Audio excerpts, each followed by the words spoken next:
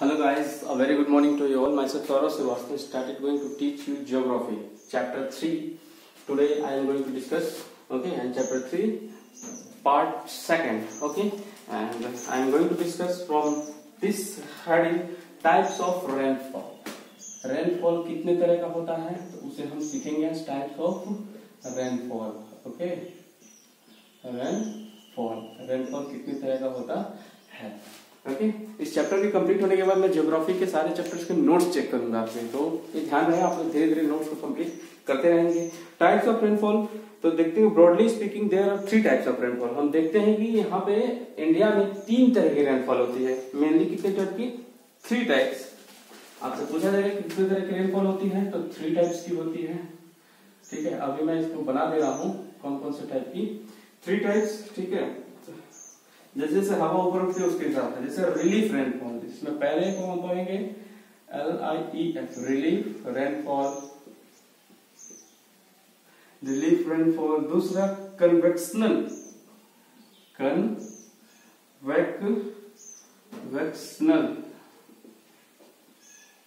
Rainfall. और तीसरा है फ्रंटल और साइक्लोनिक रेनफॉल. फ्रंटल और साइक्लोनिक रेनफॉल. तो इसे आज हम फिनिश करने की कोशिश करते हैं, क्योंकि अगर ज्यादा पढ़ा जाएगा तो क्लास बहुत लंबी हो जाएगी और आप लोग उसे देख नहीं पाएंगे. So let's begin. Relief rainfall occur when a mountain or highland lies in the path of moist winds.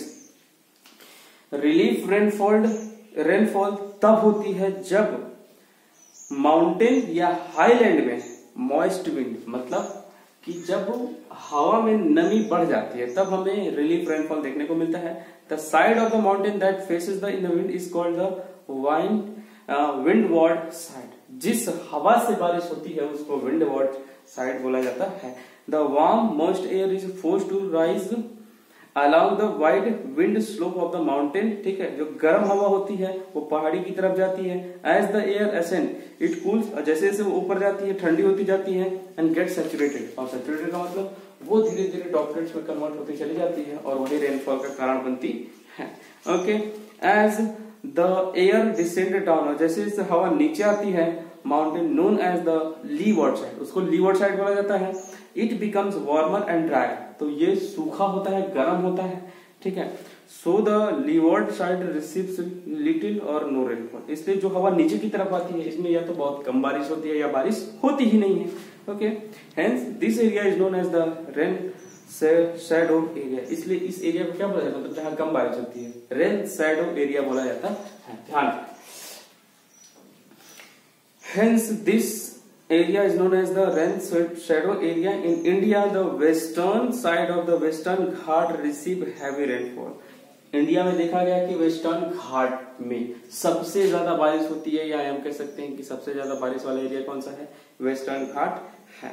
India में पूछा जा सकता है कि इंडिया में सबसे ज्यादा रेनफॉल कौन रिसीव करता है, तो वेस्टर्न घाट. ठीक है, but the eastern side being a rain shadow, लेकिन उस वहीं ईस्ट की तरफ बारिश नहीं होती है, इसलिए उसे रेड शैडो बोला जाता है. ओके, रेन शैडो बोला जाता है, जिसमें बहुत कम बारिश होती है. Relief rainfall is also called organic rainfall. Relief rainfall को हम लोग ऑर्गेनिक रेनफॉल, मतलब इतनी रेनफॉल होती है कि हमारा काम चल जाए. ठीक है, और इसे ग्रीक वर्ड में क्या बोला जाता है? माउंटेन बोला जाता है. ओरोज को ग्रीक वर्ड में माउंटेन बोला जाता है. अब कन्वेक्शनल रेनफॉल को देखते हैं कि convectional rain occurs through out the year in the equatorial belt. Equatorial belt में जो बारिश होती है उसे हम कन्वेक्शनल रेनफॉल बोलते हैं. इसमें क्या होता है तो पढ़ते हैं आगे कि ड्यूरिंग डे, दिन के समय में the nearly vertical rays of the sun heat of the land. दिन के समय में सन की रे से जमीन क्या होती है? बहुत ज्यादा हीट होती है, जैसे इस टाइम पे हो रहा है. The air near the surface also gets heated, और आसपास की हवा जो होती है वो भी क्या हो जाती है? गर्म हो जाती है. जैसे कि मान लीजिए कि जमीन है, जब ये जमीन है, ये इस पर जब सूर्य की किरणें पड़ेंगी तो ये क्या होगा? हीट होगा. और हीट होने के बाद इसके ऊपर सरफेस के ऊपर जितना भी पानी होगा या जमीन होगा वो वेपर बन के ऊपर की तरफ उठेगा ऐसे. ठीक है, जब ऊपर की तरफ कोई भी चीज गर्म होती है तो कहाँ उठती है? ऊपर की तरफ ही उठती है. Okay, The air near the surface also gets heated and rises. ऊपर उठने लगता है. The cooler air from above sinks, और जो ठंडी हवा होती है वो ऊपर से नीचे की तरफ आती है. Only to be heated and force to rise again, और साथ में जब वो भी हीट हो जाती है तो वो भी ऊपर की तरफ उठने लगती है। दस convectional air current is setup, तब इसकी वजह से मतलब ठंडी हवा और गर्म हवा की वजह से कन्वेक्शनल करंट प्रोड्यूस होता है। ऊपर से ठंडी हवा आ रही है, नीचे से गर्म हवा जा रही है। ओके, देखिए यहाँ पे अगर हम देखें तो यहाँ पे ठंडी हवा जब नीचे की तरफ आएगी ऐसे, और ये गर्म हवा जब ऊपर की तरफ जाएगी, तो इन दोनों के मिलने से क्या होगा, कन्वेक्शनल करंट प्रोड्यूस होगा। क्या प्रोड्यूस होगा, कन्वेक्शनल करंट प्रोड्यूस होगा।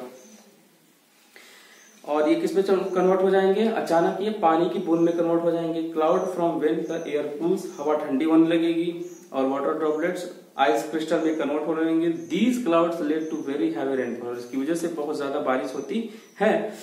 द आफ्टरनून और इवनिंग, कब, तो दोपहर बाद या शाम में। This kind of rain is often accompanied by the thunder and lightning, और इसकी वजह से कड़कती भड़कती बारिश होती है। मतलब मौसम कड़कता भड़कता है और बारिश होती है। हमारे एरिया में ऐसी सिचुएशन बनती है, मतलब हमारे एरिया में जो बारिश होती है उसको हम लोग कन्वेक्शनल रेनफॉल कह सकते हैं, कड़कती भड़कती बारिश होती है।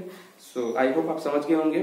फ्रंटल और साइक्लोनिक रेनफॉल, ठीक है, फ्रंटल और साइक्लोनिक रेनफॉल। तो with in a cyclone, cyclone का मतलब जब चक्रवात आता है, साइक्लोन को हिंदी में चक्रवात कहते हैं। Warm air and cold air from opposite direction of wind meet. Warm air का मतलब मान लीजिए कि इस साइड से गर्म हवा आ रही है और इस साइड से ठंडी हवा आ रही है। जब ये दोनों आपस में क्या होती है, टकराती है, ठीक है, अपोजिट डायरेक्शन से दोनों हवा आती है और ये आपस में क्या होती है, टकराती हैं।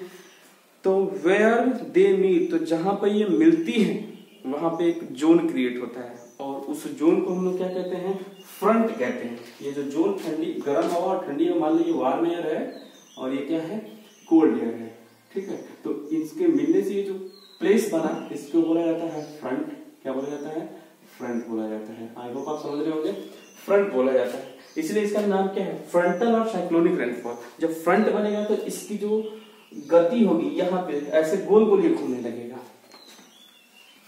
ठीक है। Warm air which is lighter, गर्म हवा हमेशा हल्की होती है। राइजर बिल्कुल ऊपर की तरफ उठती है, जबकि ठंडी हवा जो वो नीचे की तरफ आती है क्योंकि वो भारी रहती है। As the warm air rise, जैसे जैसे गर्म हवा ऊपर जाती है, इट कूल्स, वो ठंडी होती जाती है, कंडेंस होती जाती है, जिसकी वजह से रेनफॉल होती है। Frontal rainfall is cools, frontal rainfall जो होती है वो ठंडी होती है, ठीक है। And very common in the sub polar low pressure belt, और जहां पे प्रेशर कम होता है वहीं पे फ्रंटल या साइक्लोनिक रेनफॉल में देखने को मिलती है।